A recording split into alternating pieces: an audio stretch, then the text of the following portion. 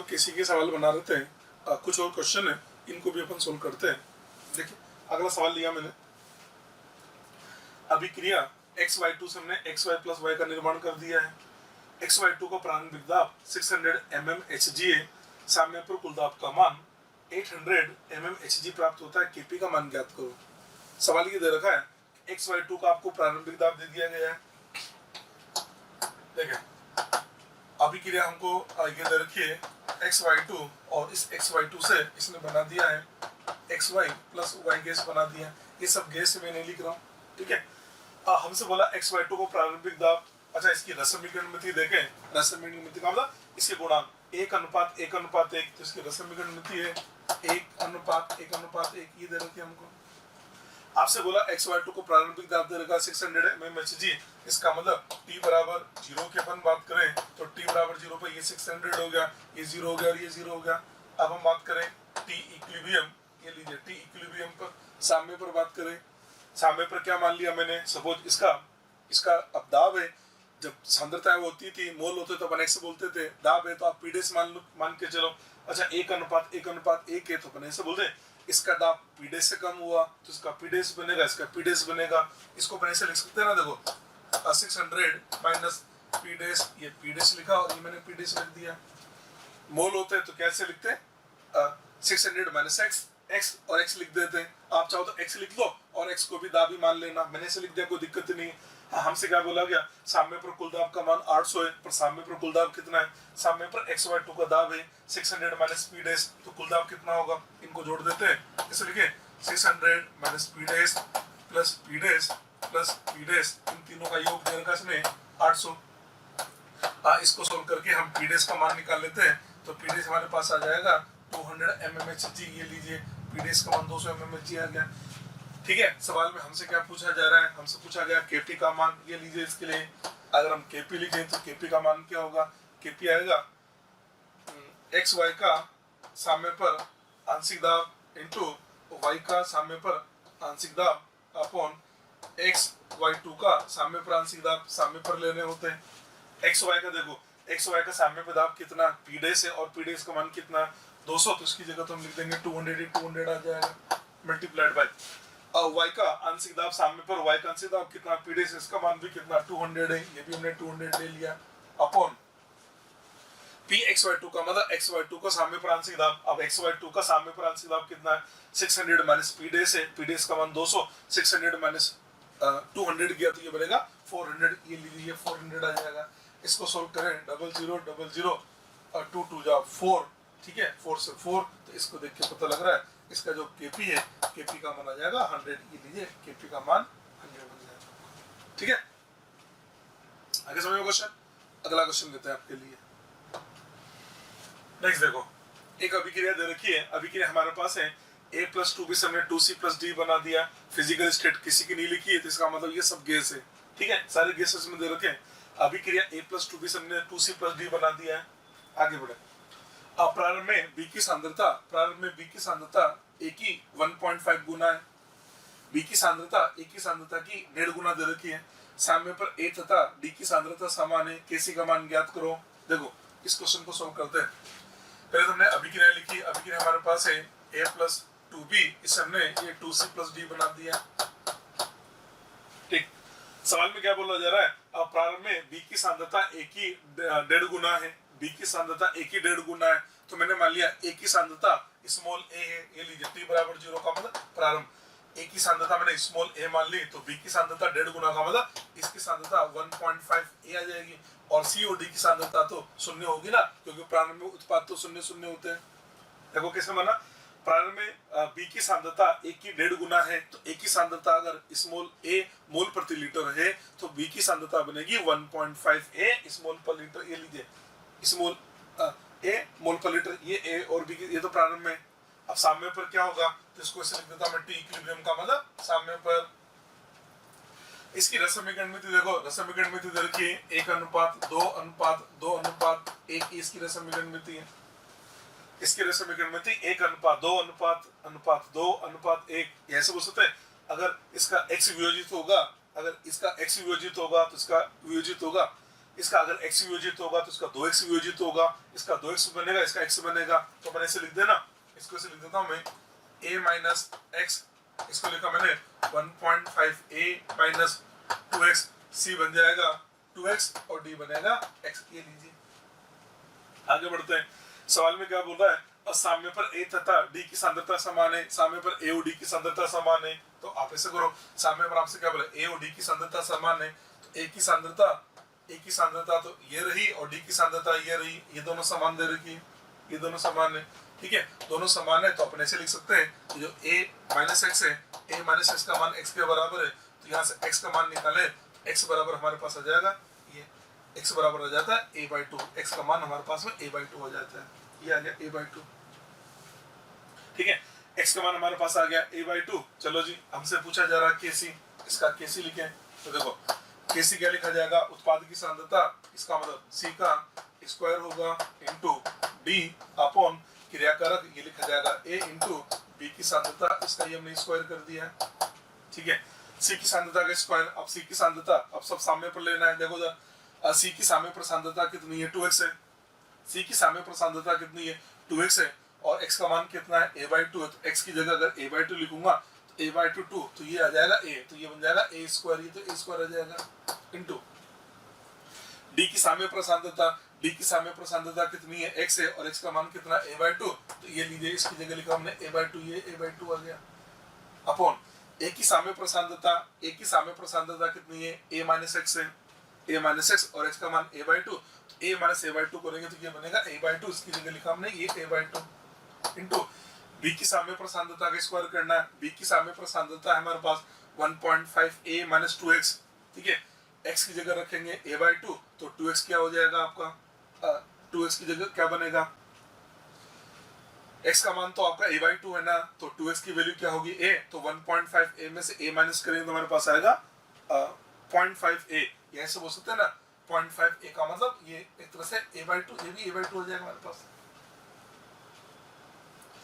a/2 पर इसका square है, तो ये a/2 का स्क्वायर बन जाएगा, ये लीजिए, ये a/2 का स्क्वायर बन जाएगा, चेक कर लीजिए, b का गुणांक 2 है ना, तो इसका स्क्वायर करना पड़ेगा, b की सांद्रता कितनी हुई, 1.5 a माइनस 2x हुआ, x का मान हमने रखा a/2, x का मान a/2 रखते ये आएगा a, तो 1.5 a में से a माइनस करेंगे तो 0.5 है, 0.5 a का मतलब a/2, तो यहाँ लिखा जाएगा a/2 का स्क्वायर, देखो ऊपर क्या हुआ, a square into a cube बनेगा, नीचे a इंटू a स्क्वायर, ये भी a क्यूब बनेगा, a क्यूब से a क्यूब तो आपका पूरा कैंसिल हो गया, तो इसको देखें तो हमारे पास ये बचेगा kc इक्वल टू, ऊपर बचा हमारे पास 1/2 और नीचे हमारे पास है 1/2 इंटू 1/4, इसको सोल्व करें तो ये बनेगा 1/2 इंटू 2/1 इंटू 4/1, इसको सोल्व करके देखें तो kc का मान हमारे पास आ जाता है 4, ये लीजिए kc का मान आएगा 4, इसका kc है 4,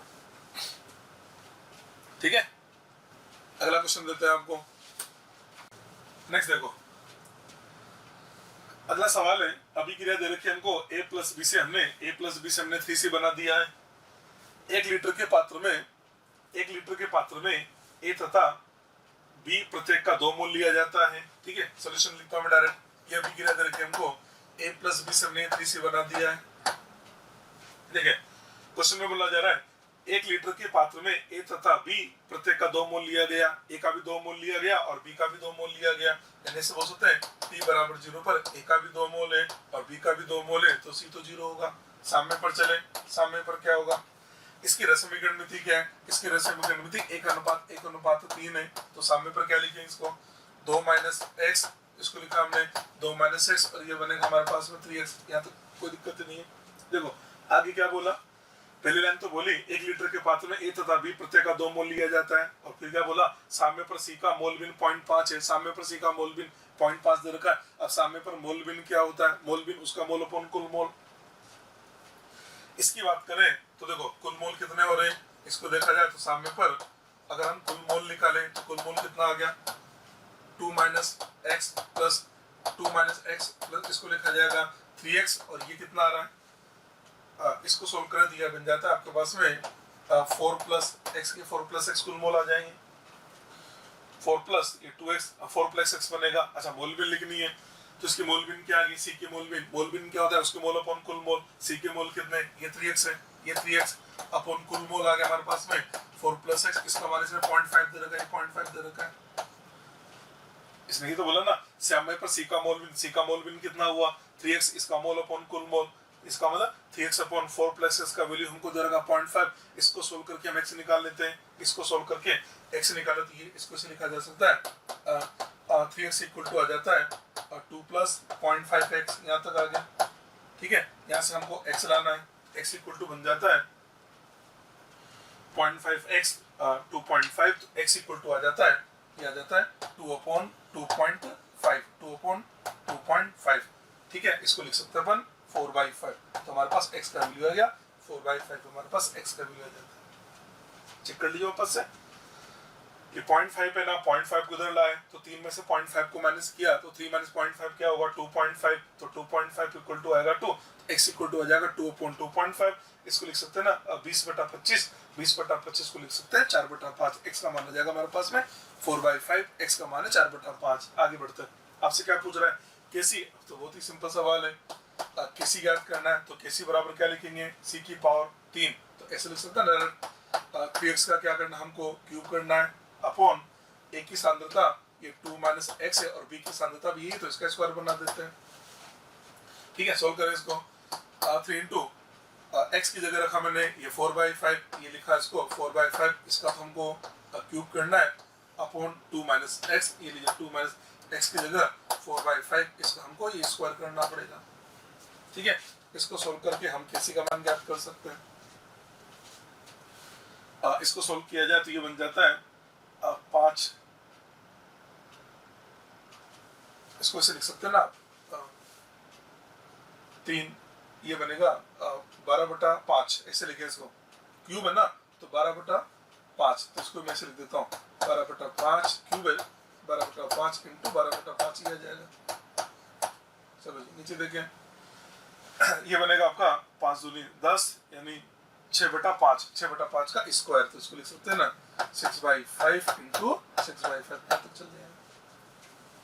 ठीक है, आप इसको सोल्व करके आप इसको ऐसे लिख सकते हैं, ये बनेगा आपके पास 12/5 × इसको नीचे ऐसे लिख देता हूँ, इसको अपन ऐसे लिख सकते हैं 12/5 × 12/5 × 12/5, ठीक है, इंटू 5/6 × 5/6, ये लीजिए हम यहाँ तक पहुँच गए। ठीक है, देखिए 5 इन दोनों से ये कैंसिल कर दिया, इस 6 और इस 6 से ये चला जाएगा 2 बार और ये भी आपका चला जाएगा 2 बार। ठीक है, आपके पास क्या बच रहा है 2 दूनी 4, 4 और 12, 12 दूनी 24, 48 अपॉन 5, ये लीजिए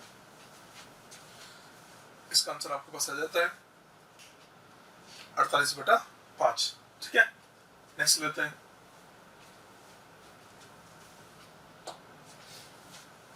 एक सवाल और लिए रखा है, सवाल नंबर 4, एक अभिक्रिया हमको दे रखी है a + b से हमने बना दिया c + d। प्रारंभ में a की सांद्रता b की सांद्रता से 2 गुनी है, साम्य पर c की सांद्रता b की सांद्रता 3 गुनी है, केसी का मान ज्ञात करो। देखो समझते हैं, पहले तो हमको अभिक्रिया दे रखी है, अभिक्रिया हमारे पास है a + b, इस a + b से हमने ये c + d बना दिया, a + b से हमने c + d बना दिया।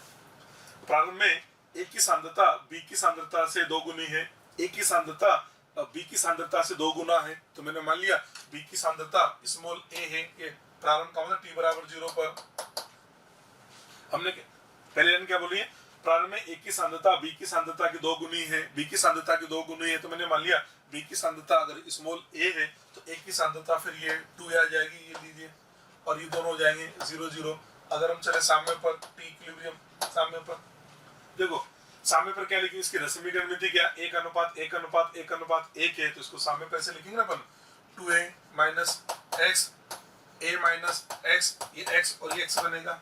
ठीक है, इसने क्या बोला, असाम्य पर c की सांद्रता b की 3 गुना है, यानी जो c की सांद्रता है वो b की 3 गुना है, समझना। सी की सांद्रता बी की 3 गुना है, तो बी की सांद्रता हमारे पास कितनी a माइनस एक्स है। सी की सांद्रता बी की सांद्रता की 3 गुना है, सी की सांद्रता देखो कितनी x है, ये सी की सांद्रता x है। देखो सर, इसने बोला साम्य पर सी की सांद्रता बी की 3 गुना है, तो बी की सांद्रता तो a माइनस एक्स है और सी की सांद्रता x है। इसका मतलब सी की सांद्रता बी की 3 गुना है, तो बी की सांद्रता a माइनस एक्स, इसका 3 गुना किया तो इसे लिखिए ना, ये लीजिए a माइनस एक्स का 3 गुना x के बराबर हो जाएगा। इसको अगर सोल्व करें तो इसको अपन ऐसे लिख सकते हैं x equal to 3a minus 3x, इसको इधर लेके आए तो ये बन जाएगा 3x, इधर आएगा तो 4x, तो यहाँ से x का मान निकाल सकते हैं। x का मान हमारे पास आ जाता है 3/4a, ये हमारे पास x का मान आ जाता है। देख लो 3x को इधर लाएंगे तो 3x प्लस x क्या बनेगा 4x, 4x इक्वल टू क्या आएगा 3 है, तो x equal to 3/4a, x का मान निकाल लिया। ठीक है, आपसे क्या पूछा जा रहा है केसी, तो देखो इसका केसी क्या लिखा है, केसी क्या होगा उत्पाद अपॉन क्रियाकारक, उत्पाद में सी की सांद्रता इंटू डी की सांद्रता अपॉन ए की सांद्रता इंटू बी की सांद्रता, क्योंकि गुणांक सबके एक एक है तो पावर सबकी 1 1 ही होगी। सी की सांद्रता का मान कितना x मान रखते चलते हैं, x की जगह रख देता हूं मैं 3/4a इंटू डी की सांद्रता x है, उसकी जगह भी लिखा हमने 3/4 इंटू a, ये लीजिए अपॉन ए की सांद्रता। देखो ए की सांद्रता क्या होगी, ए की सांद्रता दर की 2a माइनस एक्स है ना, और x का मान क्या रखेंगे अपन 3a/4 रखेंगे, तो आप इससे लिखो ना इसको 2a, ये लिखा मैंने 2a माइनस एक्स, और x की जगह लिख देता हूं मैं 3/4 इंटू a, ये लीजिए आ जाएगा। ठीक है, b की सांद्रता क्या होगा a माइनस एक्स, x की जगह ये 3/4, ये लीजिए कैसे लिखेंगे। इसको सोल्व करें, देखिए इधर ये जो है ये आपके पास आ जाएगा, ये तो आपका दे रखा है 3/4a इंटू 3/4a, ये तो यहाँ तक तो हो गया। इसको सोल्व करते हैं, देखो इसको सोल्व करेंगे तो ये बनेगा 4 2 जा 8, 8 में से 3 माइनस क्या तो 5, तो ये बन जाता है 5/4, तो उसको रिवर्स करके लिखे ये बन जाता है 5/4 है ना, तो ये आपके पास आ जाएगा 4/5a, ये तो आ जाएगा। उल्टा करके लिख देना इसको, तो ये बनेगा ना 4 दूनी 8, 8 में से 3 माइनस किया तो 5, तो ये 5a/4, तो ऊपर जाएगा तो 4/5 आ जाएगा। इसको सोल्व करें a माइनस 3/4, तो ये बनेगा 4, यानी ये बनेगा a/4 को लिखा जा सकता है 4/a, ये लीजिए। इसको सोल्व करके देखें, इस a से ये a कैंसिल हो गया, इस a से हमारा ये a कैंसिल हो गया, 4 4 4 4, इसको सोल्व करें आंसर आ जाता है 9/5, तो केसी का मान हमारे पास आएगा 9/5, इसका केसी है 9/5। ठीक है, इसका केसी का मान आएगा 9/5। ठीक है, अगला नेक्स्ट देखते हैं। नेक्स्ट देखो एक सवाल और हमारे पास में, अभिक्रिया 2SO3 से हमने बना दिया 2SO2 प्लस O2 बना दिया।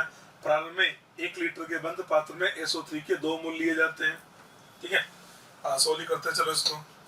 अभिक्रिया दर की है 2SO3 सब गैस है, इस हमने 2SO2 प्लस O2 बना दिया है। ठीक है, अब प्रारंभ का मतलब t बराबर 0, ये t बराबर 0 पर हमसे क्या बोला 1 लीटर के पात्र में SO3 के 2 मोल लिए जाते हैं, इसका मतलब इसका लिया हमने 2 मोल, ये 0 होगा और ये 0 होगा। अब अपन साम्य पर चले, इसकी रसमीकरण मिति क्या है 2:1, तो इसको अपन ऐसे लिख सकते हैं ना, साम्य पर 2 माइनस 2x, ये बनेगा 2x और ये बनेगा x, यहाँ तक आ गया। देखो प्रारंभ में 1 लीटर के बंद पात्र में SO3 के 2 मोल लिए जाते हैं। ठीक है, साम्य पर SO3 के 0.6 मोल प्राप्त होते हैं। साम्य पर SO3 के मोल कितने 2 माइनस 2x है, इसका मतलब ये हमको 2 माइनस जो 2x है इसकी वैल्यू 0.6 देना चाह रहा है, ये मतलब हुआ। साम्य पर SO3 का मोल कितना 2 माइनस 2x है, इसने क्या बोला SO3 का मोल कितना 0.6, इसका मतलब 2 माइनस 2x का वैल्यू कितना 0.6 है। इसको सोल्व करके देखें तो ये बन जाता है 2x इक्वल टू 2.6 बन जाएगा।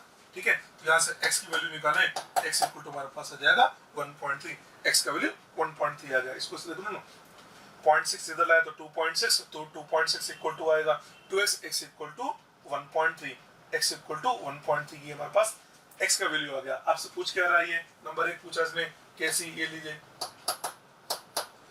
पहला पॉइंट केसी, तो केसी तो क्या होगा उत्पाद अपॉन क्रियाकारक। तो देखिए उत्पाद अपॉन क्रियाकारक SO2 का स्क्वायर, तो मैं डायरेक्ट लिख देता हूँ, ये 2x का स्क्वायर इंटू O2 की सांद्रता इसकी जगह लिखा जाएगा x अपॉन XO3 का स्क्वायर। SO3 हमको दे रखा है 2 माइनस 2x, इसका हमको ये स्क्वायर करना पड़ेगा। ये लीजिए x का वैल्यू हम रख देते हैं 1.3, तो देखो x की वैल्यू 1.3 रखें तो 1.3 इंटू 2 करेंगे तो 2.6, तो ये आ जाएगा 2.6 इंटू 2.6 स्क्वायर है ना, इंटू x की जगह रखा हमने 1.3 अपॉन 2 माइनस 2x हमारे पास आ रहा है 2 माइनस 2x। सामने पर SO3 का 0.6 मोल प्राप्त होता है। SO3 का 0.6 मोल, ये 0.6 मोल बन गया।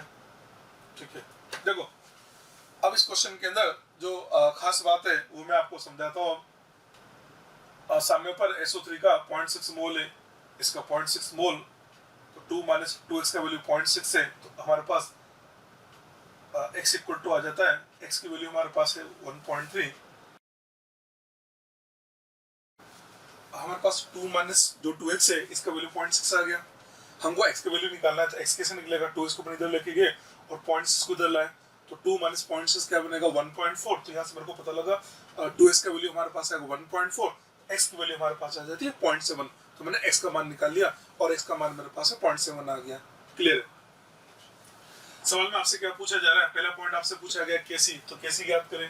केसी क्या लिखो, उत्पादन क्रिया कारक SO2 का स्क्वायर, SO2 की सांद्रता 2x। अच्छा ये मोल है पर इसने आयतन 1 लीटर दिया ना, तो मोल अपॉन आयतन, और आयतन अगर 1 लीटर है तो मोल ही सांद्रता बन जाती है। ठीक है, केसी क्या लिखोगे, SO2 का स्क्वायर इसका मतलब 2x का square into x upon 2 minus 2x का स्क्वायर करना होगा। चलिए जी, x का वैल्यू हमारे पास कितना है 0.7 है, x की वैल्यू पुट करते हैं तो देखो x की वैल्यू पुट करनी है कितना 2x, तो 2x कितना हो गया 1.4, तो ये 1.4 का square 1.4 into 1.4 into x, x की वैल्यू 0.7 रखा अपॉन 2 माइनस 2x की जगह रखूंगा मैं 1.4, तो 2 माइनस 1.4 बनेगा हमारे पास 0.6, तो ये बनेगा 0.6 इंटू 0.6, इसको सोल्व करने से हमारे पास आ रहा है 3.81। ये तुम्हारा फर्स्ट पार्ट सोल्व हो गया, kc इक्वल टू 3.81। सेकंड हमसे पूछ रहा है सामने पर SO2 तथा O2 की सांद्रता। चलो जी, सेकंड जो पॉइंट है वो हमसे पूछा जा रहा है, सामने पर एक तो SO2 की सांद्रता पूछ रहा है, SO2 की सांद्रता, तो अब देखो SO2 की सांद्रता कितनी है, ये लीजिए SO2 की सामने पर सांद्रता 2x तो क्या है इसके मोल है, 2x तो इसके मोल है, आयतन 1 लीटर है, तो 2x अपॉन 1 ही तो आएगा ना। ठीक है, तो इसको सोल्व करें तो 2x का मान हम रखे 1.4, तो हमारे पास आ जाता है 1.4 मोल प्रति लीटर। चलिए जी, ये पॉइंट सोल्व हो गया। सामने पर एक ये भी तो पूछ रहे हैं ना O2 की सांद्रता, तो O2 की सांद्रता देखें, ये लीजिए O2 की सांद्रता, तो सामने पर O2 की सांद्रता कितनी है, ये लीजिए सामने पर O2 की सांद्रता x है, तो ये x रखा हमने, ये है x, आयतन 1 लीटर और x का मान 0.7, तो 0.7 मोल प्रति लीटर, ये आ जाएगा हमारा सेकंड पॉइंट सोल्व हो गया। थर्ड पॉइंट आपसे क्या पूछा जा रहा है, थर्ड आपसे पूछा जा रहा है सामने पर कुल मोल। अब कुल मोल क्या होंगे, तो कुल मोल का मतलब SO3, SO2 और O2 सबके मोल जोड़ने होते हैं, वो भी सामने के। तो सामने पर SO3 का मोल हमारे पास है 2 माइनस 2x, देखिए ना, इसका मोल तो है, कुल मोल पूछा ना आपसे, कुल मोल, तो SO3 का मोल तो आपके पास है 2 माइनस 2x, SO2 का मोल आपके पास है 2x और O2 का मोल है x, इसको सोल्व करें तो 2x, ये बनेगा 2 प्लस x, का वैल्यू 0.7, तो ये बन जाता है 2.7, तो हम आंसर दे सकते हैं, हमारे जो कुल मोल है, कुल मोल आ जाएंगे 2.7। ये लीजिए, इस टाइप से इस क्वेश्चन को सोल्व करना होता है। ठीक है जी, चलिए जी अब आगे बढ़ाते हैं चैप्टर को।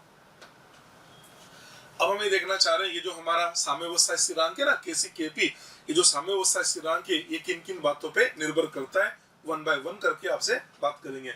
तो हमने लिखा हेडिंग साम्य नियतांक को प्रभावित करने वाले कारक। इसमें सबसे पहला कारक लिखा हमने अभिक्रिया को निरूपित करने का तरीका, मतलब ये है कि आपने जो साम्य है वो अग्र दिशा से प्राप्त किया या पश्च दिशा से प्राप्त किया। मैंने आपसे बोला था ना, साम्य हम दोनों दिशाओं से प्राप्त कर सकते हैं, अग्र दिशा से भी प्राप्त कर सकते हैं और पश्च दिशा से भी प्राप्त कर सकते हैं। इसको हम एक उदाहरण के थ्रू आपको समझाते हैं। हमने एक अभिक्रिया ली, a प्लस बी से हमने बना दिया c प्लस डी, इसमें साम्य अग्र दिशा से विस्थापित हो रहा है। मान लो अभिक्रिया को साम्य पश्च दिशा से विस्थापित हो तो ऐसे समझो अभिक्रिया को मैंने लिख दिया C प्लस डी से बना दिया A प्लस बी। ये अभिक्रिया A प्लस बी से C प्लस डी, इसका अगर केसी लिखूंगा तो केसी क्या आएगा C D upon A B उत्पादन क्रिया कारक। ये जो अभिक्रिया है अगर इसका साम्यावस्था स्थिरांक लिखूं, मैंने मान लिया इसका साम्यावस्था स्थिरांक केसी डैश मान लिया, तो उत्पादन क्रिया कारक तो A into B upon C into D बन जाएगा। अब इन दोनों की तुलना करो, ये जो समीकरण नंबर 1 है और ये जो समीकरण नंबर 2 है इनकी तुलना करें तो ऐसा नहीं लग रहा ये जो केसी है अगर केसी का 1 अपॉन कर दिया जाए तो केसी डैश आ जाता है, तो हम ऐसा बोल सकते हैं केसी डैश का मान क्या होगा तो 1 अपॉन केसी के बराबर होगा।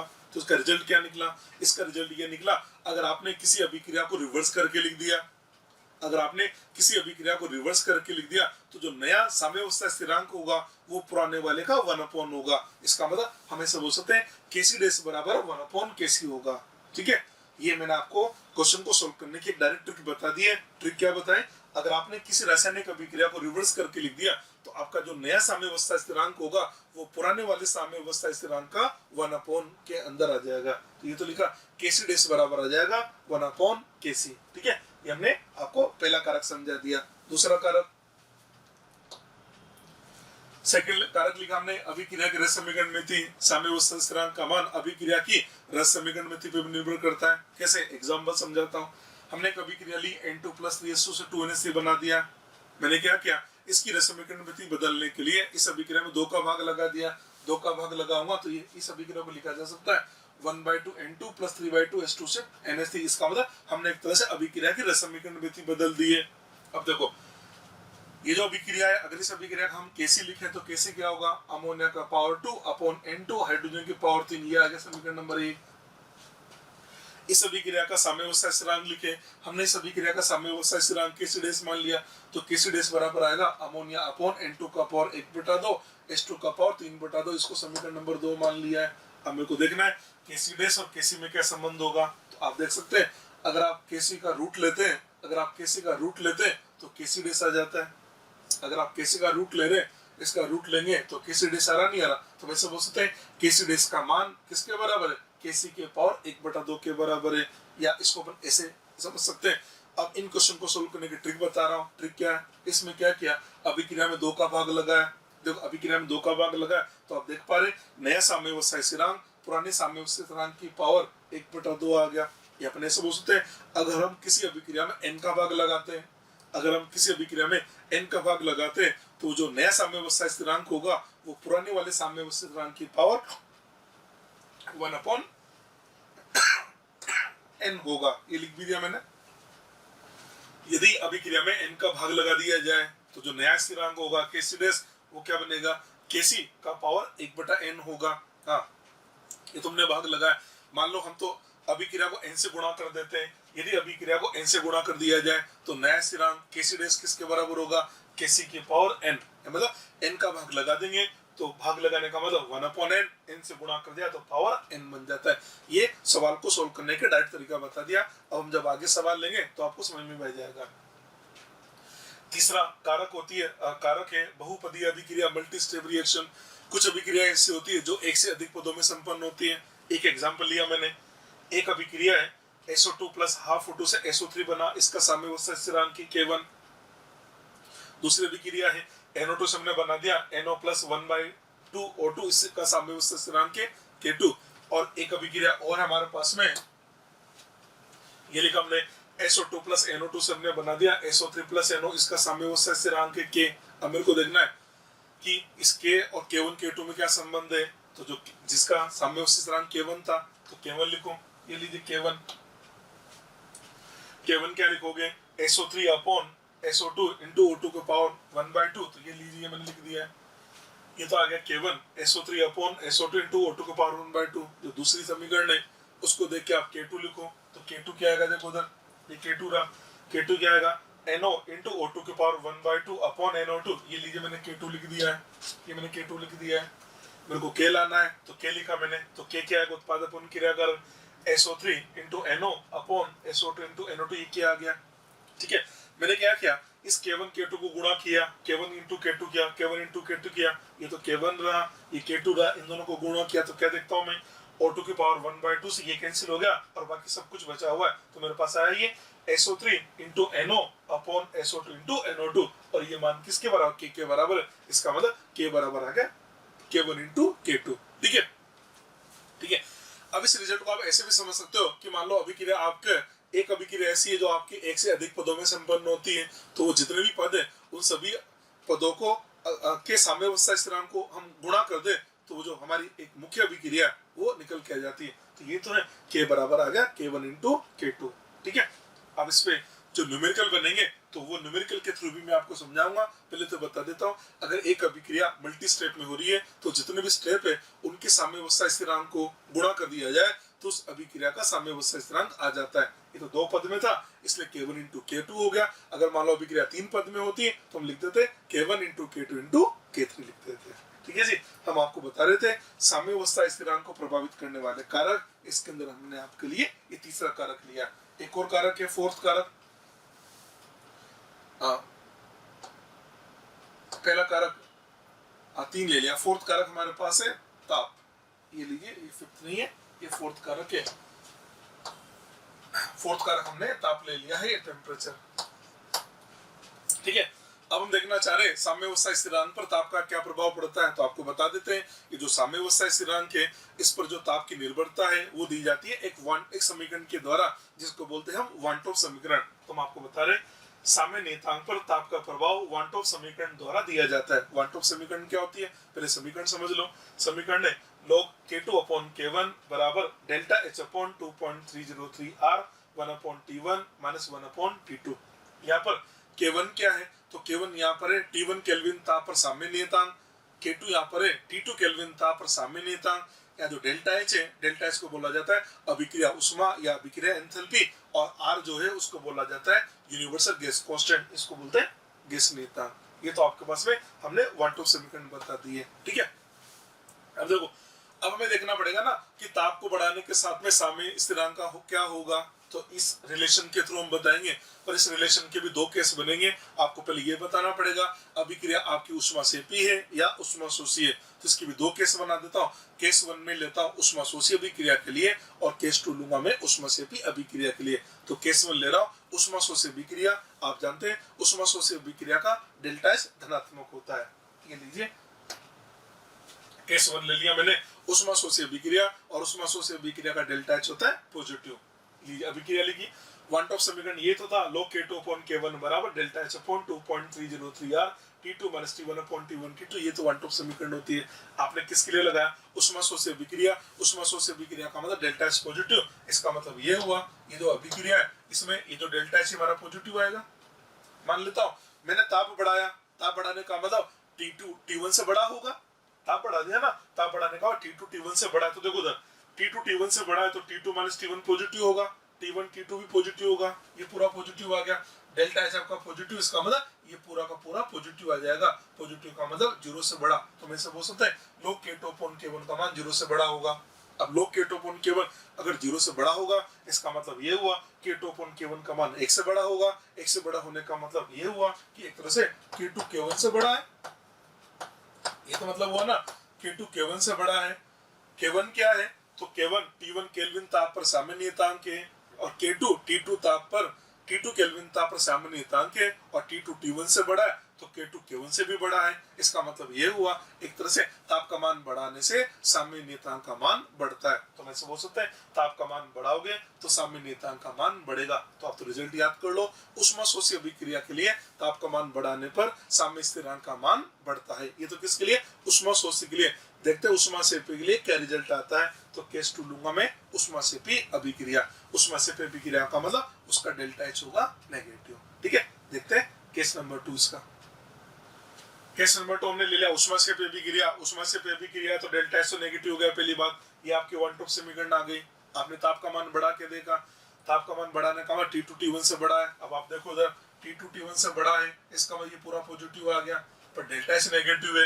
इसके नेगेटिव होने की वजह से log K2 अपॉन K1 का मान नेगेटिव आ जाएगा। नेगेटिव का मतलब लेस देन 0 आएगा। तो अपने से बोल सकते हैं log K2 अपॉन K1 का मान लेस देन 0 होगा। ऐसा तभी होगा जब K2 अपॉन K1 का मान 1 से कम होगा, या अपने से बोल सकते हैं एक तरह से ये हुआ K2 का मान K1 से कम हो गया है। देखो अब K1 क्या है, T1 केल्विन का वेग सामान्य नियतांक है और K2 T2 का सामान्य नियतांक है। और आप देख पा रहे T2 T1 से बड़ा है पर K2 K1 से छोटा है। इसका मतलब ताप का मान बढ़ाने से सामान्य नियतांक का मान कम हो गया। तो हम इससे बोल सकते हैं इसके लिए ताप का मान बढ़ाने से सामान्य नियतांक का मान कम होगा। अब बेटा जी रिजल्ट याद कर लीजिए कि अगर अभिक्रिया दर की उष्मा शोषी तो आंसर क्या देंगे, ताप का मान बढ़ाने से सामान्य नियतांक का मान बढ़ता है। अगर अभिक्रिया उष्मा सेपी है तो ताप का मान बढ़ाने से सामान्य नियतांक का मान कम होता है। रिजल्ट आप याद कर लेना, ठीक है। ये तुमने आपको ये समझा दिया सामान्य नियतांक का मान किन किन बातों पर डिपेंड करता है। अब मैं आपको एक छोटी सी बात और बता देता हूँ, ये जो साम्यावस्था नियतांक होता है ना, इसका मान किन बातों पर निर्भर नहीं करता है। एक पॉइंट और डिस्कस कर रहे हैं। पॉइंट हमने ले लिया, साम्य नियतांक का मान निम्न पर निर्भर नहीं करता है। नंबर 1, सबसे पहले हमने ले लिया क्रियाकारक की प्रारंभिक सांद्रता। आप सवाल बनाते हो ना, बोलते हो ना कि हमने प्रारंभ में 2 मोल ले लिया है, 5 ले लिया, 10 ले लिया, तो प्रारंभ में 2 लो या 10 लो, उससे कोई फर्क नहीं पड़ता। हमने बोला साम्य नियतांक का मान प्रारंभिक सांद्रता पर निर्भर नहीं करता है। पहली बात तो ये। दूसरी बात, साम्य नियतांक का मान ना तो दाब पे डिपेंड करता है और ना ही ये आयतन पे डिपेंड करता है। और एक बात और, ऐसे सवाल भी आएंगे आगे कि हमने अक्रिय गैस को मिला दिया, तो आपको एक बात बता देते हैं, अक्रिय गैस को मिलाने पर भी साम्य नियतांक का मान अपरिवर्तित रहता है। ये हमने आपको फैक्टर बता दिया, इन पर साम्य नियतांक का मान निर्भर नहीं करता है, ध्यान रख लेना इनको, ठीक है जी। ओके बच्चों, हम आपसे बात कर रहे थे कि जो साम्यावस्था स्थिरांक है ये किन किन बातों पे निर्भर करता है। तो मैंने आपको बताया कि जो साम्यावस्था स्थिरांक है वे तो डिपेंड करता है कि आपने जो अभिक्रिया लिखी है उसका मोड ऑफ रिप्रेजेंटेशन का मतलब आपने जो साम्य है वो अग्र दिशा से प्राप्त किया या पश्च दिशा से प्राप्त किया, नंबर 1। दूसरा बताया अभिक्रिया की रस समीकरण मिति। तीसरा मैंने आपको बताया कि अभिक्रिया यदि आपकी मल्टी स्टेप में हो रही है, और एक बताया था मैंने ताप, इस टाइप के हमने लिए थे, ठीक है। चलिए अब इस पर मैं थ्योरी के तब ने बात करी, अब इस पर कुछ क्वेश्चन फ्रेम करते हैं। चलिए जी क्वेश्चन वगैरह देखते हैं किस टाइप के सवाल बनते हैं इसके ऊपर। ये पहला क्वेश्चन लाया हूं मैं आपके लिए। देखो क्वेश्चन दे रखा है, एक अभिक्रिया है N2 + 3S2, इसे हमने बना दिया 2NH3, इसका साम्यावस्था स्थिरांक दे रखा K1। दूसरी अभिक्रिया हमको दे रखी है N2 + ½ O2 से बना दिया 2NO, इसका साम्यावस्था स्थिरांक दे रखा है K2। तीसरी अभिक्रिया दे रखी है H2 + ½ O2 से हमने बना दिया H2O, इसका साम्यावस्था स्थिरांक दे रखा हमको K3। सवाल पूछा जा रहा है निम्न अभिक्रिया के लिए साम्य नियतांक होगा, और अभिक्रिया दे रखी है 2NH3 + 5/2 O2, इससे बना दिया हमने 2NO + 3S2 बना दिया। मतलब ये जो अभिक्रिया है इस अभिक्रिया का जो साम्य नियतांक है के इक्विलिब्रियम वो हमसे पूछा जा रहा है। यानी सवाल किस प्रकार का है, आपको 3 अभिक्रियाएं दे रखी है, इन तीनों अभिक्रियाओं के साम्यावस्था स्थिरांक दे रखे हैं। 1 2 3 तीन अभिक्रिया दे रखी है और तीनों अभिक्रियाओं के साम्यावस्था स्थिरांक दे रखे हैं, और इस अभिक्रिया का साम्यावस्था स्थिरांक हमसे पूछा जा रहा है। और ये 4 ऑप्शन दे रखे हैं। पहला ऑप्शन दे रखा है K1 K3 का होल क्यूब अपॉन K2, दूसरा ऑप्शन है K2 K3 का होल क्यूब अपॉन K1, तीसरा ऑप्शन है K2 K3 अपॉन K1, और फोर्थ ऑप्शन दे रखा है K2 whole cube K3 upon K1। ये 4 ऑप्शन दे रखे हैं, बनाते हैं क्वेश्चन को, ठीक है। देखो सबसे पहले क्या करता हूँ, मेरे को 3 अभिक्रियाएं दे रखी है ना, तो इन अभिक्रियाओं के साम्यावस्था स्थिरांक है इनका पद लिख देता हूँ, मतलब मैं K1 K2 K3 लिख देता हूँ। K1 क्या लिखूंगा मैं, देखो इसको देखिए K1 क्या होगा, अमोनिया की पावर 2 अपॉन नाइट्रोजन की पावर 1 इंटू हाइड्रोजन की पावर 3। K2 क्या लिखा जाएगा, NO का power 2 upon N2 into O2 आ जाएगा, और K3 लिखेंगे H2O अपॉन H2 का पावर 1 और O2 का पावर 1/2। ये K1 K2 K3 आ जाएगा। देखो ये मैंने नेक्स्ट पेज पे लिख भी दिया है, K1 K2 K3, ये K1 हो गया, ये K2 होगा, ये K3 हो गया, ये मैंने लिख दिया है। अब जिसका साम्यावस्था स्थिरांक लाना है उसका भी पद लिखे हमने, तो उसका K इक्विलिब्रियम लिखा। देखो समीकरण क्या है, ये अभिक्रिया है तो उसका K इक्विलिब्रियम क्या होगा, NO की पावर 2 H2O की पावर 3 अपॉन अमोनिया की पावर 2 O2 की पावर 5/2। ये लीजिए आप, ये मैंने इसका साम्यावस्था स्थिरांक K इक्विलिब्रियम लिखा, NO की पावर 2 H2O की पावर 3 अपॉन NH3 की पावर 2 O2 की पावर 5/2। इसका मतलब ये K इक्विलिब्रियम है और K1 K2 K3 है। देखो मैंने देखा जो K इक्विलिब्रियम है, अब देखो क्वेश्चन को सोल्व कैसे करें, ये K इक्विलिब्रियम है, K इक्विलिब्रियम पे ऊपर लिखा हुआ है NO का पावर 2 H2O का पावर 3, NO का पावर 2 दिखाई दे रहा है, NO का पावर 2 तो K2 दे देगा, उसके साथ में क्या चाहिए H2O की पावर 3 और H2O की पावर 3 ये हमको देगा, पर ये पावर 1 देगा, हमको 3 चाहिए, तो हमने बोला इसका क्यूब कर देंगे। तो मैं क्या कर रहा हूँ, मैं K2 को मैं क्या कर रहा हूँ, K3 का क्यूब करके उसको K2 से गुणा करूंगा, क्योंकि K3 का क्यूब करके अगर उसको K2 से गुणा करूंगा तो मेरे पास ऊपर आ जाएगा ना NO का पावर 2 H2 का पावर 3, और ये तो हमको चाहिए। अपन नीचे क्या चाहिए हमें, अमोनिया का स्क्वायर। अब देखो अमोनिया का स्क्वायर हमको कौन देगा, ये देगा K1, और नीचे चाहिए इसका मतलब इसका भाग लगा देते हैं। तो हमने सोचा मोटा मोटा कि अपने काम करते हैं, K3 का क्यूब कर देते हैं, उसको K2 से गुणा करके और उसमें K1 का भाग लगा देते हैं। देखो ये काम करके देखते क्या होता है। तो मैं क्या काम करने जा रहा हूँ, K3 का cube into K2 upon K1। K2 की जगह लिखा मैंने, देखो K2 की जगह लिखा NO की power 2 upon N2 into O2। K3 का क्यूब, ये K3 रहा, इसका क्यूब किया तो क्यूब होगा इसका H2 की पावर 3 अपॉन H2 की पावर 3 और O2 की पावर, ये पावर 1/2 क्यूब करेंगे तो पावर 3/2 ये आ गया अपॉन K1 का भाग लगा, ये K1 रहा, भाग लगा तो अमोनिया का स्क्वायर अपॉन ऊपर चला जाएगा ये N2 और H2 की पावर 3 यहाँ तक आ गया। अब देखो इसमें हो क्या रहा है, इस N2 से N2 कैंसिल हो गया, H2 की पावर क्यूब से H2 का पावर क्यूब कैंसिल हो गया। यहाँ लिखा हुआ है O2 का पावर 1, यहाँ O2 का पावर 3/2, 1 + 3/2 ये होगा 5/2, O2 की पावर 5/2। तो क्या आ गया हमारे पास में, NO का पावर 2 H2 की पावर 3 अपॉन अमोनिया और O2 की पावर 5/2 आ जाएगा। और अब देखो ये तो आपका K इक्विलिब्रियम है, ये आ गया ना, इसका मतलब ये हमारे पास K इक्विलिब्रियम आ गया। तो K इक्विलिब्रियम किसके बराबर आ गया, K इक्विलिब्रियम बराबर आ गया K2 K3 का क्यूब अपॉन K1। ये लिखा ना, K इक्विलिब्रियम आ जाएगा K2 K3 का क्यूब अपॉन K1। ठीक है, आप ऑप्शन देखें कौन सा सही है, K2 K3 का क्यूब अपॉन K1। ये लीजिए इसका ये सेकंड ऑप्शन एकदम सही है, सेकंड ऑप्शन सही है। ठीक है, नोट कर दीजिए, अच्छा क्वेश्चन है ये वाला। इसी टाइप का और क्वेश्चन लेता हूं, देखो मैं नेक्स्ट इसी टाइप का और क्वेश्चन बना रहा हूं। एक अभिक्रिया दे रखी है A से B का साम्यावस्था स्थिरांक दे रखा हमको 2। दूसरी अभिक्रिया है B से C, साम्यावस्था स्थिरांक दे रखा है इसका 5।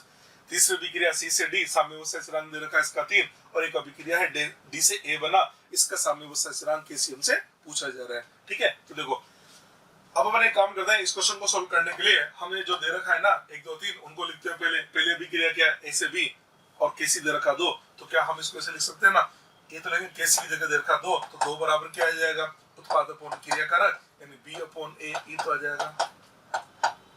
ठीक है, चलिए जी, दूसरे अभिक्रिया का KC दे रखा 5, तो KC की जगह 5 रखूंगा और KC क्या उत्पाद अपॉन क्रिया कारक, तो हम ऐसे लिख सकते हैं ना 5 बराबर क्या जाएगा, ये लिखा जाएगा ना C की सांद्रता अपॉन B की सांद्रता, ये लीजिए 5 बराबर।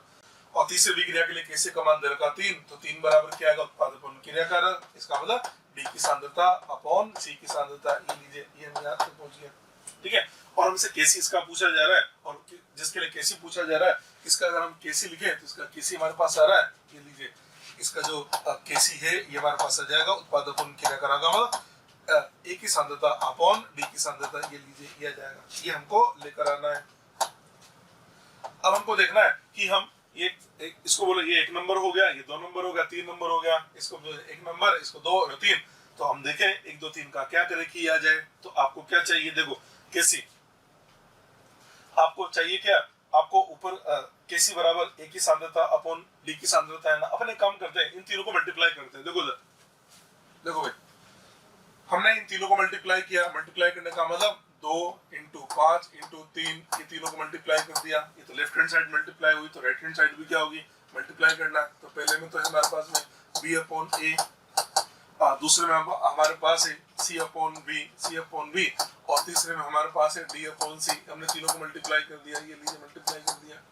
जैसे आपने तीनों को मल्टीप्लाई किया आप देख पा रहे हैं C से C कैंसिल हो गया, B से B कैंसिल हो गया। इसका मतलब आपके पास किसका मान आ गया, आपके पास मान आ गया ये D अपॉन A की सांद्रता। तो हम ऐसे बोल सकते हैं ना, हम इसको ऐसे बोल सकते हैं कि D की सांद्रता अपॉन A की जो सांद्रता है इसका मान कितना आ गया, तो 5 10 और 3 ये 30, ये आ जाएगा हमारे पास में। एक काम करें, इसको अपन रिवर्स कर दे, तो रिवर्स करेंगे तो ये लिखा जाएगा A की सांद्रता अपॉन D की सांद्रता बराबर 1/30 आएगा, नहीं आएगा। ठीक है, और हमसे लाना भी क्या है, हमको A की सांद्रता अपॉन D की सांद्रता लानी है। तो एक तरह से देखा जाए तो मेरा KC का मान आ गया है 1/30। ये लीजिए आंसर देंगे 1/30, ये आ गया इसका KC का। ठीक है, आया समझो क्वेश्चन। हाँ, अगर ये हमसे पूछता ना, ये जैसे D और यहाँ A लिखा, अगर यहाँ A और यहाँ D होता तो फिर इसका आंसर डायरेक्ट इसका 30 आ जाता, पर इसने हमसे जो पूछा है वो यहाँ ए और इधर डी नहीं है, यहाँ पर डी और इधर ए लिखा हुआ है, तो आप तो सीधा सीधा आप सामने वो स्थिरांक लिखो ना, अपने आप पता लग जाएगा कि क्वेश्चन के अंदर क्या करना होता है। ठीक है जी, अगला सवाल लेते हैं। नेक्स्ट सवाल, अभिक्रिया दे रखी है SO2 प्लस 1/2 O2, इसे हमने बना दिया SO3, इसका सामने उससे स्थिरांक दे रखा हमको K1। दूसरी अभिक्रिया दे रखी है NO2 से हमने बना दिया NO प्लस हाफ O2, इसका सामने उससे स्थिरांक दे रखा हमको K2। निम्न अभिक्रिया का साम्य नियतांक क्या होगा, और अभिक्रिया दे रखी है SO2 gas plus NO2 gas, इससे हमने बना दिया NO gas plus SO3 gas, इसका K लेकर आना है। ठीक है, वही अभी जो अमोनिया वाला सवाल कराया था ना, उसी टाइप का सवाल है। ठीक है, अब हम इसको इसका K लेकर आना है। तो देखिए बेस्ट मेथड क्या है, आप K1 K2 लिख के देख लो पहले। चलो जी, हम इसके लिए K1 लिखे, इसका अगर K1 लिखे तो K1 क्या आएगा, उत्पाद अपॉन क्रिया कारक, उत्पाद में लिखा हमने SO3 अपॉन क्रिया कारक में लिखा जाता है SO2 इंटू O2 का पावर 1/2, ये तो हमारे पास में ये K1 आ जाएगा, ये तो आ गया K1। अगर हम K2 लिखें, K2 उत्पाद अपॉन क्रिया कारक, तो K2 क्या आ जाएगा, K2 ये लिखा हमने उत्पाद की सांद्रता, ये लीजिए ये उत्पाद की सांद्रता आ गई, ये तो आ गई उत्पाद की सांद्रता अपॉन क्रिया कारक की सांद्रता, ये आपके पास में K2 आ जाएगा। ठीक है, आपको K लेकर आना है, तो पहले तो K लिखें, तो K क्या आ रहा है आपके पास में, क्या आ जाता है, उत्पाद NO into SO3 upon SO2 into NO2, ये उत्पाद अपॉन क्रिया कारक हमने किया है, देख लीजिए। K लिखो उत्पाद अपॉन क्रिया कारक, उत्पाद में NO SO3 आ जाएगा, क्रिया कारक में SO2 और NO2, इसका मतलब आपको ये लाना है, और इसको लाने के लिए K1 K2 दे रखे, तो हम देखें एक बार के लिए K1 K2 का क्या करे वो आ जाए। तुमने सोचा, देखो कैसे सोचते हैं, ये लाना है ना, तो ऊपर क्या चाहिए, एक तो NO चाहिए और एक SO3 चाहिए। NO कौन देगा, तो NO हमको यार दिखाई दे रहा K2 देगा, SO3 तो हमको K1 देगा। तुमने सोचा क्यों ना हम K1 इंटू K2 करके देखते हैं, तो मैंने K1 इंटू K2 कर लिया, ये लीजिए K1 इंटू K2 कर लिया। चेक करते हैं, K1 इंटू K2 करेंगे तो क्या आ जाता है, SO3 upon SO2 into O2 का पावर 1/2, ये तो K1 हो गया, इंटू K2 की जगह लिखा मैंने NO O2 का पावर 1/2 अपॉन NO2, ये लीजिए हमने K1 इंटू K2 कर दिया। देखो अगर आप K1 इंटू K2 कर रहे हैं तो आप ये देख सकते हैं O2 की पावर 1/2 से O2 का पावर 1/2 कैंसिल हो गया, तो हमारे पास बचता है ये आया हमारे पास में SO3 into NO upon SO2 into NO2, ये लीजिए, और ये किसकी इक्वल है, आपके पास में K की इक्वल आ गया। तो हम ऐसे बोल सकते हैं ये जो अभिक्रिया है, इस अभिक्रिया का साम्य नियतांक क्या होगा, तो हम आंसर दे देंगे, इस अभिक्रिया का साम्य नियतांक K बराबर है K1 इंटू K2। तो ऑप्शन में जो भी दे रखा है उसमें से जिस ऑप्शन के अंदर K1 इंटू K2 लिखा होगा वो ऑप्शन हमारा करेक्ट होगा। इस टाइप से इन क्वेश्चन को सोल्व किया जाता है। इस टाइप के क्वेश्चन बहुत इंपॉर्टेंट है, नीट के एग्जाम में पता नहीं कितनी बार ये क्वेश्चन पूछे गए हैं, मतलब बहुत इंपॉर्टेंट क्वेश्चन ये वाले। ठीक है, और बहुत आसान है, आप अभिक्रिया लिख लो, अभिक्रिया लिखते अपने आप पता लग जाता है कि इसका करना क्या होता है। ठीक है जी, आगे बढ़ते हैं। अगला सवाल हमने लिया है, देखिए अगला सवाल है, एक अभिक्रिया दे रखी है, अभिक्रिया फर्स्ट दे रखी है आपको, कैल्शियम कार्बोनेट CO3 सॉलिड है, इससे बना calcium oxide solid plus CO2 gas PCO2 का दाब दे रखा है 2 ATM। दूसरी अभिक्रिया CO2 gas plus carbon solid, इससे हमने बना दिया 2 कार्बन मोनोऑक्साइड गैस, इसका Kp दे रखा है 6 ATM। ऊपर वाले के अंदर CO2 का दाब दे रखा और नीचे वाले में Kp का मान दे रखा है। हमसे सवाल में पूछा जा रहा है निम्न अभिक्रिया के लिए Kp का मान ज्ञात करो। ये जो अभिक्रिया दे रखी है CaCO3 solid plus carbon solid से बना दिया calcium oxide solid plus 2CO gas, इसके लिए Kp का मान हमसे पूछा जा रहा है, इसका Kp हमको ज्ञात करना है। चलो जी सोल्व करते हैं। पहले हमको फर्स्ट दे रखा है ना, तो फर्स्ट का Kp अगर लिखे Kp1 बोल देते हैं इसको। देखो अगर हम Kp1 लिखे तो Kp क्या होगा, उत्पाद अपॉन क्रिया कारक, और केवल गैस लेते हैं सॉलिड तो नहीं लिए जाते, तो इसको देख के पता लग रहा है ये सॉलिड है, तो अपन ऐसे लिखे ना Kp1 किसके बराबर आ जाएगा, Kp1 आ जाएगा PCO2 के बराबर, और PCO2 का मान तो हमको दे रखा ना क्वेश्चन के अंदर, ये तो हमको 2 ATM दे रखा है, इसका मतलब एक तरह से हमारे पास में PCO2 का मान आ गया 2 ATM। ठीक है, दूसरी अभिक्रिया जो देखिए है ना, ये दूसरी अभिक्रिया का Kp लिखे, इसको मैं Kp2 बोल देता हूँ। चलो जी ये Kp2 मैंने बोल दिया। Kp2 क्या होगा, उत्पाद अपॉन क्रिया कारक, तो उत्पाद में क्या लिखेंगे, प्रेशर ऑफ CO, इसका स्क्वायर लेना है, अपॉन प्रेशर ऑफ CO2 लेना है और इसका जो मान है ये हमारे पास है 6, ये लिख दिया, ये हमने 6 लिख दिया है, ये लीजिए यहाँ तक आ गया हमारे पास। इसका मान 6 दे रखा है, ठीक है। अब हमको जिसका केपी लाना है वो अभिक्रिया लिख देते हैं, इस अभिक्रिया का हमको केपी लाना है, तो ये लीजिए केपी क्या लिखा जाएगा, तो केपी लिखा जाएगा प्रेशर ऑफ CO का स्क्वायर अपॉन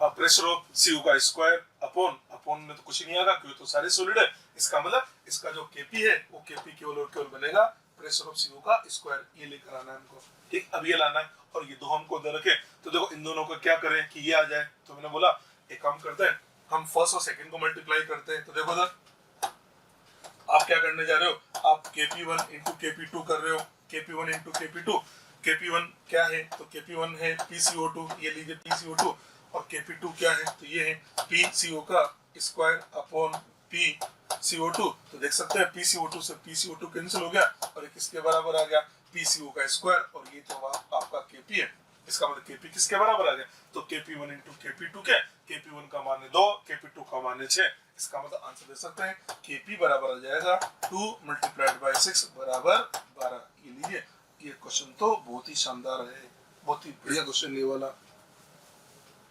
ऐसा में आपको बहुत ही बढ़िया क्वेश्चन है, ठीक है। आप इसको नोट करें और क्वेश्चन बताता हूं मैं आपको। नेक्स्ट क्वेश्चन लेते हैं।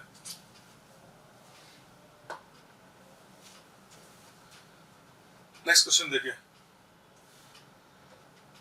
अभिक्रिया हमको दे रखी है, एक अभिक्रिया है NH2COO NH4 सॉलिड है, इससे बन गया 2NH3 gas plus CO2 gas बना, सामने पर कुल दाब का मान दे रखा है 0.117 atm, KP का मान ज्ञात करना है, ठीक है। देखो अब ये वाला क्वेश्चन भी बहुत बढ़िया है, इसको सोल्व करते हैं। हमको दे रखा है ये NH2COO NH4, ये सॉलिड दे रखा है, दाब के अंदर सॉलिड नहीं लिए जाते हैं, गैस ही लिए जाते हैं, तो ये लिखा हमने 2NH3 gas plus CO2 gas, ये लीजिए यहाँ तक आ गया। इसका वियोजन होगा तो 2 अमोनिया, इसकी रसमीकरण में 2:1 है ना। अब देखो साम्य पर अगर बात करें, हम स्टार्टिंग में तो कुछ भी नहीं होगा साम्य पर, अब 2:1 है, तो हमने बोला साम्य पर अगर इसका दाब 2p होगा तो इसका दाब फिर p होगा, अरे यार 2:1 है ना, अगर 2:1 होगा तो इसका दाब कितना होगा 2p, इसका दाब क्या होगा p, और इसके सवाल में क्या बोला, साम्य पर कुल दाब का मान 0.117 है, इसका मतलब ये हुआ तो कुल दाब क्या होगा 2p प्लस p, इसका योग आ जाएगा 0.117। इसको सोल्व करके मैंने p का मान निकाल लिया, ठीक है। तो p का मान क्या करें, 0.11 जो 7 है 0.117, आप इसको डिवाइड करेंगे 3 से, तो ये बन जाएगा आपके पास में 0.117 डिवाइडेड बाय 3, 0.039, ये तो आपका दाब आ गया। सवाल में आपसे क्या पूछा केपी, तो देखो जी इसका केपी लिखें, अब इसका केपी क्या लिखा जाएगा, उत्पाद अपॉन क्रिया कारक, उत्पाद में लिखा जाएगा पार्शियल प्रेशर ऑफ अमोनिया, इसका तो लेंगे square into partial pressure of CO2 लेंगे यार, ठीक है। चलिए जी, पी अमोनिया, इसकी वैल्यू पुट करें, ये हमको दे रखा है 2p, तो 2p का तो हो जाएगा स्क्वायर, इसका दाब दे रखा हमको p, इसका मतलब ये हमारे पास आ रहा है 4p³ आ जाएगा, 4 की जगह 4 लिखा और p दे रखा है 0.039, इसका हमको क्यूब करना पड़ेगा इसका, ठीक है। अब इसका क्यूब करके और इसको हम 4 से मल्टीप्लाई करें तो ये हमको आंसर देता है 2.37 into 10 to power -4, इसके लिए Kp की वैल्यू आ जाती है, ठीक है।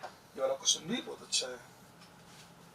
ये दाब वाले जितने भी क्वेश्चन बता रहा हूँ सारे क्वेश्चन इंपॉर्टेंट है, आपके एग्जाम में इसी टाइप के क्वेश्चन आपसे पूछे जाएंगे, ठीक है। अगला सवाल लेते हैं। हाँ, नेक्स्ट सवाल भी मैंने इसी टाइप का ले लिया है, बिल्कुल सेम उसी टाइप का सवाल है। एक अभिक्रिया दे रखी है, अभिक्रिया हमारे पास है 2NaCO3 सॉलिड, इसे हमने बना दिया NO2CO3 solid plus CO2 gas plus H2 gas बना दिया, सामने पर कुल दाब का मान दे रखा है 1.04 atm, Kp का मान दे दो। अभी जो सवाल था एग्जैक्टली वैसा का वैसा सवाल एक और ले लिया प्रैक्टिस के लिए। चलो जी सोल्व करते हैं। अब मेरे हिसाब से ये तो आपको अच्छे समझ में आ जाना चाहिए। ये लीजिए, ये हमारे पास सॉलिड है, इससे हमको मिल रहा है Na2CO3 solid plus CO2 gas plus H2 gas हमको मिल रहा है, ये मिला। ये तो सॉलिड है, तो सॉलिड के बारे में तो सोचने की जरूरत ही नहीं है। अब साम्य पर क्या होगा, तो साम्य पर क्या होगा, तो सॉलिड है। अब इसकी रसमीकरण में 1:1 है ना, तो बोलेंगे इसका दाब P होगा, तो यार इसका भी दाब P होगा। पर इसने क्या बोला, साम्य पर कुल दाब का मान 1.04 है। इसका मतलब हमें सब हो सकता है P plus P equal to हमारे को दे रखा है 1.04। यहाँ से अगर P का मान निकाला जाए तो 0.52, ये P का मान आ जाएगा हमारे पास 0.52। हमसे पूछा जा रहा है इसका Kp क्या लिखोगे, उत्पादक और क्रियाकारक, तो Kp आ जाएगा PCO2 इंटू PS2, ये लिखा जाएगा। ठीक है, ये हमारे पास है P और ये भी हमारे पास है P, तो क्या काम करें, 0.52 को आप 0.52 से मल्टीप्लाई कर लीजिए। ठीक है, 0.52 इंटू 0.52 करके देखते हैं, ये हमको देता है 0.52 मल्टीप्लाइड बाई 0.52, आंसर आ जाता है 0.27। ठीक है, इस क्वेश्चन का आंसर है 0.27। ये आपके लिए इसका Kp का माना जाता है, Kp 0.27। ठीक है, बिल्कुल सेम वोकाबुलरी क्वेश्चन है, और ये क्वेश्चन इसके पहले वाला क्वेश्चन तो एग्जाम में आया हुआ भी है, और ये वाला क्वेश्चन भी बहुत इंपॉर्टेंट है। इसी टाइप के क्वेश्चन आपसे पूछ लिए जाते हैं। तो आपका मैं आपके लिए एक सवाल और लेता हूं। ठीक है, ये देख लीजिए, पूरे बोर्ड पे एक ही सवाल लिखा गया है। सवाल तो बहुत बड़ा नजर आ रहा है, इसका सॉल्यूशन आप देखना, बहुत ही बढ़िया क्वेश्चन है। पहले मैं क्वेश्चन समझाता हूं आपको। क्वेश्चन है 0.5 एटीएम दाब तथा एक निश्चित ताप पर 0.5 एटीएम दाब तथा एक निश्चित ताप पर पहले से अमोनिया युक्त एक फ्लास्क में ठोस अमोनियम हाइड्रोजन सल्फाइड NH4HS को बोलता है अमोनियम हाइड्रोजन सल्फाइड की मात्रा रखी जाती है। मतलब आपसे बोला कि एक आपके पास एक पात्र है, एक पात्र दे रखा है, उस पात्र के अंदर अमोनिया गैस पहले से ही भरी हुई है, उस पात्र के अंदर हमने कुछ मात्रा अमोनियम हाइड्रोजन सल्फाइड की रख दी है। अमोनियम हाइड्रोजन सल्फाइड की हमने एक मात्रा एक पात्र के अंदर रखी, और वो जो पात्र है उसके अंदर कुछ अमोनिया गैस पहले से ही उपस्थित थी, और कितने दाब पे थी, 0.5 एटीएम दाब पर अमोनिया गैस प्रेजेंट थी। चलो जी आगे बढ़ाते हैं।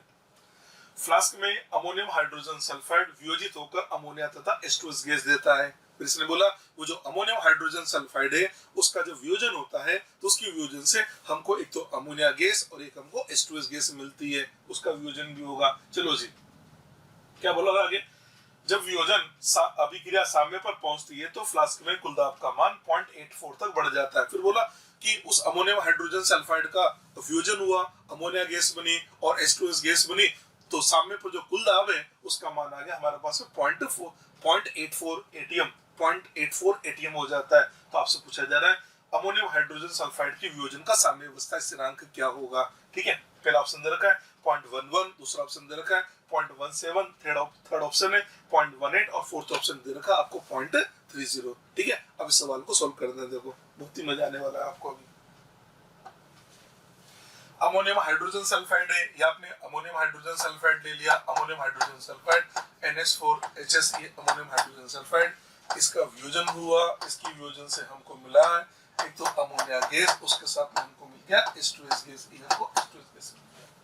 ठीक है, इसने क्या बोला, एक पात्र में हमने अमोनियम हाइड्रोजन सल्फाइड को डाला जिसके अंदर अमोनिया पहले से ही है और उसका दाब का मान 0.5 था। इसका मतलब प्रारंभ में जब T बराबर 0 है तो T बराबर 0 पर अमोनिया जो है इसका दाब 0.5 एटीएम था, और H2S तो है ही नहीं, तो ये तो दाब 0 होगा इसका। तो अब क्या होगा, सामने पर जैसे वियोजन होगा तो ये दाब बनेगा। अब देखो इसकी रसमीकरण में थी 1:1 है ना, 1:1 का मतलब ये हुआ अगर इसका दाब अमोनिया का दाब P से बढ़ेगा तो H2S का दाब भी P से बढ़ेगा। तो इसका मतलब सामने पर इसका दाब किससे बढ़ा, P से, और इसका भी P से बढ़ेगा, तो 0.5 तो बेटा पहले ये P से और बढ़ेगा, तो इसका दाब तो 0.5 प्लस P हो जाएगा ना।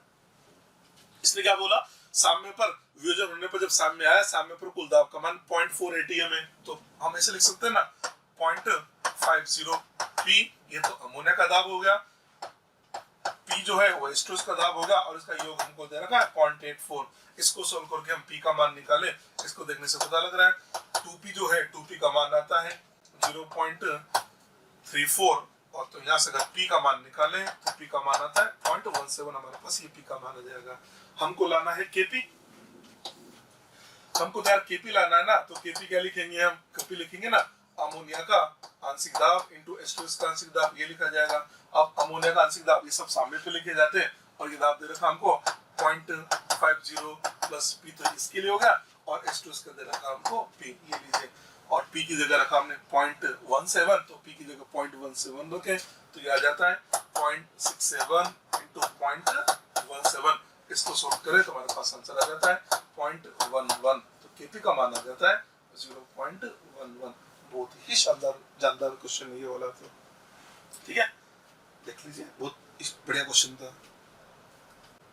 अब हम नेक्स्ट डिस्कस कर रहे हैं आपसे, ये जो साम्य नियतांक है इसके अनुप्रयोग के बारे में, इसकी एप्लीकेशन क्या है, ठीक है। तो साम्य नियतांक की जो एप्लीकेशन है इसके बारे में बताया, तो पहली एप्लीकेशन लिखी मैंने, predict extent of reaction. Extent का मतलब हमारी जो अभिक्रिया है ना वो किस सीमा तक अग्रसित हो गई है, ठीक है। तो पहला एप्लीकेशन हमने लिखा प्रेडिक्ट एक्सटेंट ऑफ रिएक्शन, अभिक्रिया का एक्सटेंट पता लगाना। ऐसे बोल सकते हैं कि अभिक्रिया किस एक्सटेंट तक, मतलब रिएक्टेंट की ओर ज्यादा जा रही है या प्रोडक्ट की ओर ज्यादा जा रही है, इसका पता लगाया जा सकता है। वो कैसे, इसके मैंने 3 केस बना दिए, ABC करके। ए लिया मैंने, देखो ये मैंने बोला साम्य नियतांक का अधिक मान, मान लो जो साम्य नियतांक है उसका मान 10 की घात 3 से भी अधिक है। साम्य नियतांक का अधिक मान, अधिक का मतलब 10 की घात से 3। अगर मान लो साम्य नियतांक, वैसे जब साम्य नियतांक होता है ना वो उत्पाद अपॉन क्रियाकारक की सांद्रता है। अगर साम्य नियतांक का मान बहुत अधिक है, इसका मतलब ये हुआ उत्पाद की सांद्रता क्रियाकारक की तुलना में बहुत अधिक होगी। तो ये इस बात को बताता है कि अभिक्रिया हमारी अग्र दिशा की ओर अग्रसित है, ठीक है। ऐसे बोल सकते हैं साम्य नियतांक का अधिक मान, अधिक का मतलब 10 की घात 3 से भी अधिक, अग्र अभिक्रिया के अनुकूल है, मतलब ये बता देगा कि इसमें अग्र अभिक्रिया के अनुकूल का मतलब अभिक्रिया अग्र दिशा में जा रही है। ऐसे बोल सकते हैं कि एक तरह से उत्पाद की सांद्रता बहुत अधिक है, क्रियाकारक की सांद्रता बहुत ही कम है, या हम ऐसे भी बोल सकते हैं कि उत्पाद की सांद्रता क्रियाकारक की सांद्रता की तुलना में बहुत अधिक है। ऐसे बोल सकते हैं अभिक्रिया हमारी लगभग पूर्णता की ओर ही चली जा रही है। हम पूरी तो नहीं बोल सकते क्योंकि रिवर्सिबल अभिक्रिया ना, तो पूर्ण तो कभी होगी नहीं, पर हम बोल सकते हैं KC के साम्य नियतांक के मान के देख के पता लगा सकता है कि अभिक्रिया हमारी पूर्णता की ओर अग्रसित है। ये बातें मैंने लिखी यहाँ पर, देखो साम्य नियतांक का अधिक मान, अधिक का मतलब 10 की घात 3 से भी अधिक, अगर अभिक्रिया के अनुकूल है, अर्थात उत्पाद की सांद्रता की तुलना में, अर्थात उत्पाद की सांद्रता क्रियाकारक की तुलना में, इसको ठीक कर देता हूँ, उत्पाद की सांद्रता यहाँ लिख देता क्रियाकारक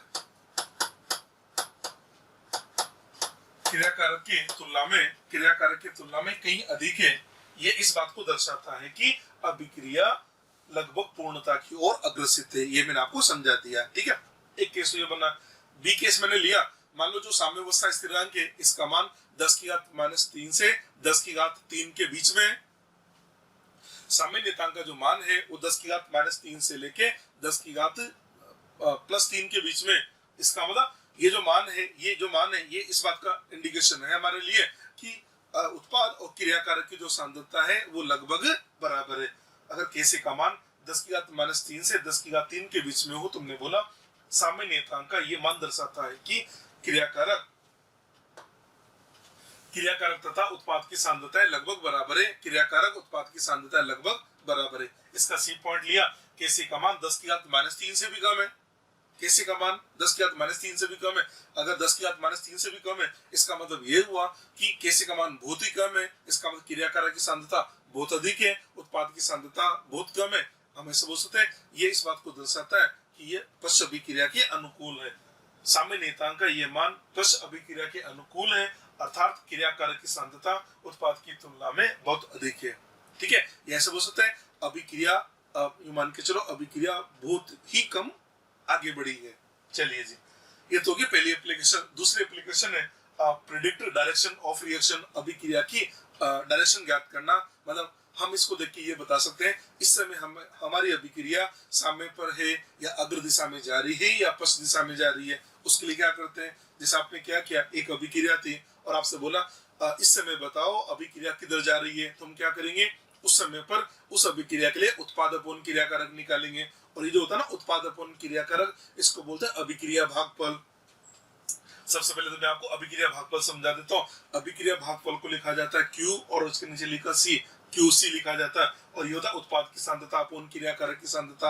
हाँ, अगर ये अभिक्रिया भागफल, इसका मतलब किसी भी समय पर आप उत्पाद अपॉन क्रियाकारक की सांद्रता करोगे उसको बोलेंगे अभिक्रिया भागफल। हाँ, ये काम अगर आपने साम्य पर किया तो उसी अभिक्रिया भागफल को फिर बोल दिया जाता है साम्यावस्था स्थिरांक। मतलब ये जो QC है ना, ये KC कब बन जाएगा, जब साम्य होगा। अगर साम्य नहीं होगा तो उस समय जो QC होगा उसको बोलेंगे अभिक्रिया भागफल। ठीक है, चलो जी, अब हमने क्या किया, हमें किसी समय T पर क्रियाकारक उत्पाद की सांद्रता दे रखी थी और समय T पर दे रखी थी, और हमसे पूछा ये जो समय T है इस पर क्या स्थिति है, मतलब अभिक्रिया आगे जा रही है, पीछे जा रही है, साम्य पर है। तो हमने क्या किया, उस समय T पर उसका अभिक्रिया भागफल निकाल लिया। अब अभिक्रिया भागफल जो आएगा उसका मान या तो साम्यावस्था नियतांक के बराबर आएगा, या उससे कम आएगा, या उससे अधिक आएगा। समझना, अगर मान लो वो जो अभिक्रिया भागफल है उसका मान साम्यावस्था नियतांक के बराबर आ गया तो हम बोल देंगे इस समय पर ये अभिक्रिया साम्य पर है, तो लिख देंगे अभिक्रिया साम्य पर है। या हो सकता है वो जो अभिक्रिया भागफल है उसका मान अभिक्रिया भागफल का मान साम्यावस्था नियतांक से भी अधिक आ जाए, अधिक मान आ रहा है। हर अभिक्रिया ये चाहती है वो साम्य को प्राप्त हो। सुनना, हर अभिक्रिया क्या चाहती है, वो साम्य को प्राप्त हो। अब इसका मान Q का मान अधिक है तो Q क्या चाहेगा कि मेरा काम मान कम हो जाए और मैं KC के बराबर हो जाऊं, ये अपना मान कम करना चाहेगा। इसका मान कब होगा, जब उत्पाद की सांद्रता कम होगी और क्रियाकारक उत्पाद की सांद्रता कम होगी और क्रियाकारक की सांद्रता बढ़ेगी। इसका मतलब अभिक्रिया जाएगी पश्चिम दिशा में। तो हम लिखेंगे अगर Q का मान KC से बड़ा है तो अभिक्रिया पश्चिम दिशा में अग्रसित हो जाएगी, होगी। ठीक है, मान लो ऐसा है कि Q का मान KC से छोटा है। अब Q का मान छोटा है तो Q क्या चाहेगा, मेरा मान जो है वो साम्य नियतांक के बराबर हो जाए, यानी Q अपने मान को बढ़ाना चाहेगा। Q का मान बढ़ेगा कब, जब उत्पाद बढ़ेगा, यानी अभिक्रिया अग्रसित होगी अग्र दिशा में। तो हम बोल देंगे अगर Q का मान KC से कम है तो अभिक्रिया अग्र दिशा में अग्रसित होती है। तो Q के मान को देके हम पता लगा सकते हैं इसकी डायरेक्शन क्या होती है। ये हमारा दूसरा एप्लीकेशन। तीसरा एप्लीकेशन है साम्य सांद्रता ज्ञात करना। ये तो हम समझ भी गए कि हम ये जो साम्यावस्था स्थिरांक ज्ञात करते हैं तो उसके लिए साम्य सांद्रताओं से ज्ञात करते हैं। ऐसा हो सकता है अगर हमको साम्यावस्था स्थिरांक दे रखा हो तो उससे साम्य की सांद्रता भी ज्ञात कर सकते हैं। इस पर आधारित तो हमने बहुत सारे सवाल भी बना लिए। तीसरा है क्रियाकारक तथा उत्पाद का स्थायित्व ज्ञात करना। हम ये जो KC है ना, ये जो साम्यावस्था स्थिरांक है, इसकी मदद से हम उत्पाद और क्रियाकारक का स्थायित्व का भी पता लगा सकते हैं। ठीक है, कैसे, अगर K का मान ज्यादा होगा, K का मान ज्यादा होने का मतलब एक तरह से याद क्या हुआ, K का मान ज्यादा का उत्पाद ज्यादा। अगर K का मान ज्यादा है तो हम बोल देंगे उत्पाद का स्थायित्व अधिक होगा। ऐसा बोल सकते हैं उत्पाद का जो स्थायित्व है वो K के समानुपाती होगा, तो क्रियाकारक का स्थायित्व K के व्युत्क्रमानुपाती होगा। हम ऐसे बोल सकते हैं उत्पाद का स्थायित्व K के समानुपाती है और क्रियाकारक का जो स्थायित्व है वो K के व्युत्क्रमानुपाती होगा। इसका मतलब K का मान जितना ज्यादा होगा, K का मान जितना ज्यादा होगा, आप इसको समझो, K का मान जितना ज्यादा होगा इसका मतलब उत्पाद उतना ज्यादा है, क्रियाकारक कम है। क्रियाकारक कम क्यों है, क्योंकि क्रियाकारक कम स्थायी है। इसका मतलब क्रियाकारक का स्थायित्व K के व्युत्क्रमानुपाती है। और दूसरा, K का मान ज्यादा है, इसका उत्पाद ज्यादा बन रहा है, यानी उत्पाद का स्थायित्व ज्यादा है। तो सीधा सीधा याद रखो, उत्पाद का स्थायित्व K के समानुपाती है और क्रियाकारक का स्थायित्व K के व्युत्क्रमानुपाती है। ये लीजिए, ठीक है जी। इस पर मैंने एक सवाल बना दिया है यहाँ पर, निम्न अभिक्रिया में किस ऑक्साइड का स्थायित्व अधिक है। एक अभिक्रिया दे रखी है, ये दो अभिक्रिया मैंने दे दी। 2XO से हमने बना दिया X2 + O2, इसका K1 का मान दे रखा है 1 × 10⁻24। दूसरी अभिक्रिया दे रखी है 2XO2 से हमने बना दिया X2 + 2O2, इसका K2 का मान दे रखा है 2.5 × 10⁻10। हमसे पूछा जा रहा है इन दोनों में से कौन सा ऑक्साइड अधिक स्थायित्व है। देखो, इन दोनों को देख के पता लग रहा है इसका K का मान अधिक है, जिसका K का मान अधिक होगा उसका क्रियाकारक का स्थायित्व अधिक होगा। ऑब्वियस सी बात है, ऑक्साइड तो यही तो है XO और XO2, तो हमको देखना है कि XO और XO2 में से कौन अधिक स्थायित्व है। यानी आप स्थायित्व किसका देख रहे हो, क्रियाकारक का, तो क्रियाकारक का स्थायित्व K के व्युत्क्रमानुपाती है। K का मान जितना ज्यादा उसका स्थायित्व उतना ही कम, K का मान जितना कम उसका स्थायित्व उतना ही अधिक। तो आंसर क्या देंगे, XO2 जो ऑक्साइड है इसका स्थायित्व XO से अधिक होगा। इस टाइप से हम ऑक्साइड का स्थायित्व पता लगा सकते हैं। ठीक है जी।